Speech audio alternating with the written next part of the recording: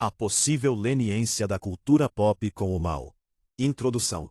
Em uma era saturada de narrativas visuais, sonoras e digitais, a cultura popular não é mero entretenimento. É o grande mitopoeta contemporâneo. Ela molda valores, redefine o aceitável e, com frequência inquietante, suaviza as arestas do mal. O que outrora provocaria repulsa moral, violência gratuita, manipulação psicológica, niilismo hedonista, hoje frequentemente recebe tratamento simpático, estético ou até heróico. Esta leniência não é acidente. É sintoma de uma civilização que perdeu a bússola ética e substituiu o julgamento moral por empatia indiscriminada e ironia cínica. Este ensaio examina o fenômeno em profundidade. Não se trata de uma cruzada contra o entretenimento, mas de uma análise séria sobre como a pop culture dilui o conceito de mal, normaliza-o e, por extensão, enfraquece a capacidade individual de resistência. Exploraremos exemplos concretos, raízes filosóficas e conexões com tradições de pensamento que alertam para os perigos da sedução narrativa. A estetização do monstro, o vilão carismático.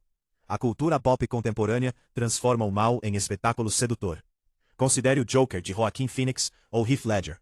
Longe de ser mera encarnação do caos, ele se torna porta-voz de verdades inconvenientes sobre a sociedade, vítima de um sistema opressor. Sua violência não é condenada sem ambiguidade. É contextualizada, humanizada, quase justificada como explosão compreensível diante da hipocrisia burguesa.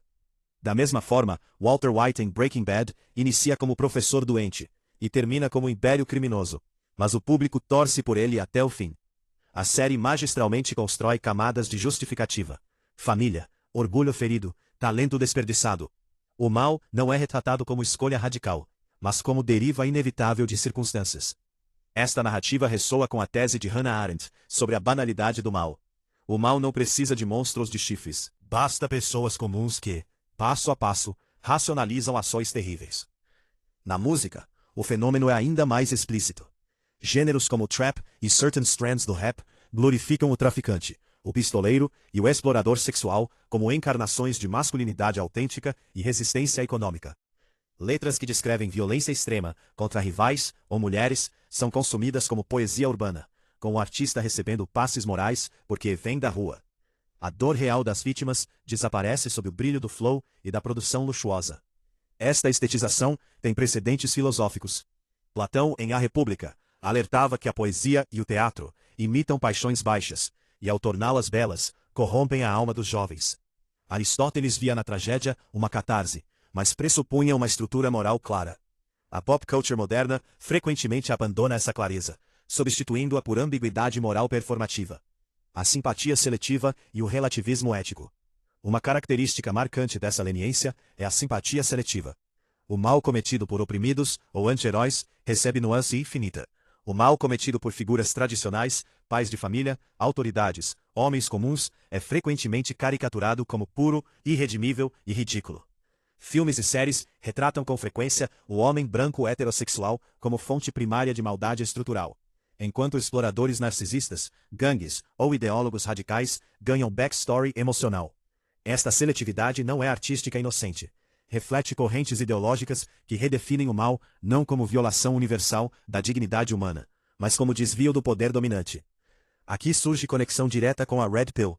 A pílula vermelha, no sentido mais amplo, consiste em despertar para as narrativas que a matriz cultural impõe. A pop culture atua como agente da Matrix, promovendo hipergamia irrestrita, desvalorização do compromisso masculino e romantização da promiscuidade destrutiva. Basta ver grande parte da produção musical e de reality shows. O homem que engole a Red Pill percebe que muitas narrativas empoderadoras femininas disfarçam egoísmo e falta de accountability, enquanto retratam o sacrifício masculino como toxicidade. MGTOW, Men Going Their Own Way, representa uma resposta prática a essa leniência cultural. Diante de uma cultura pop que glorifica o bad boy, ridiculariza o provedor estável e transforma divórcios predatórios em comédia, muitos homens optam por retirar-se do jogo. Não por ódio, mas por preservação racional. A pop culture, ao suavizar o mal das dinâmicas destrutivas, falsas acusações romantizadas, manipulação emocional, apresentada como força, contribui para o cinismo masculino crescente. Filosoficamente, esta leniência bebe das águas turvas do niilismo pós-moderno. Nietzsche previu que após a morte de Deus, surgiriam valores reativos e ressentimentos disfarçados de moral. A cultura pop encarna isso. O mal não é combatido, mas reapropriado como forma de autenticidade. Seja você mesmo, mesmo que esse eu seja predatório ou vazio. O estoicismo oferece antídoto poderoso. Epicteto, Sêneca e Marco Aurélio insistiam na distinção entre o que depende de nós, juízo, virtude, caráter, e o que não depende, opinião pública, entretenimento e status. O sábio estoico não se deixa contaminar pelas narrativas populares.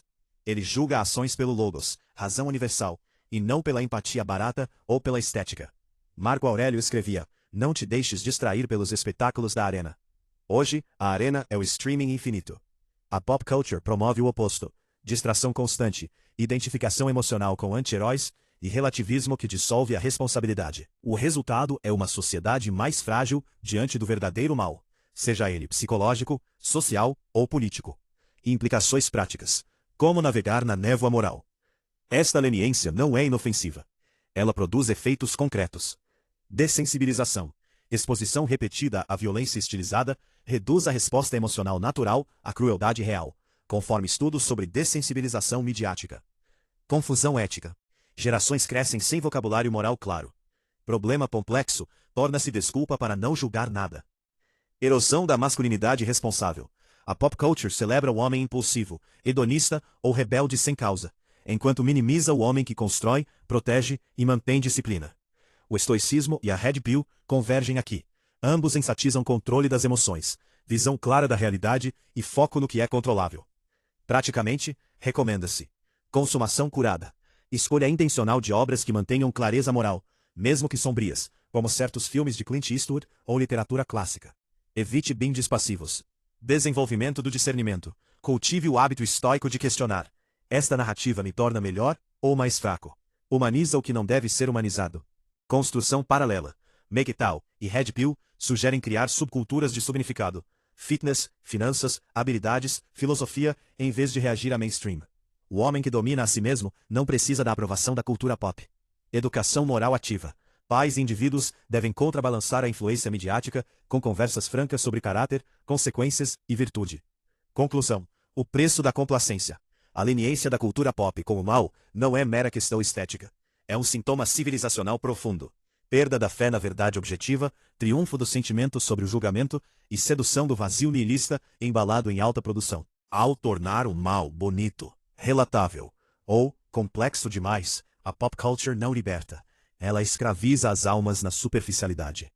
Recuperar a capacidade de chamar o mal pelo nome, sem histeria, mas sem covardia, é tarefa urgente. O estoicismo nos lembra que a virtude é sua própria recompensa. A Red Pill nos desperta para as ilusões. MGTOW oferece uma saída digna para aqueles que recusam participar do circo. Em última análise, cada indivíduo deve escolher: ser espectador passivo de uma cultura que flerta com o abismo, ou guardião vigilante de sua própria alma. A história mostra que civilizações que perderam o nojo moral não duram. O espetáculo continua, mas o preço pago em caráter diluído, relacionamentos quebrados e sociedades frágeis já está sendo cobrado. Cabe a nós, como indivíduos conscientes, recusar a complacência. O mal não precisa de propaganda explícita para triunfar. Basta que o bem se torne tímido, confuso e envergonhado de si mesmo. Não permitamos isso. A luta não é contra a cultura pop em si, mas contra a fraqueza interior que a deixa definir nossos valores.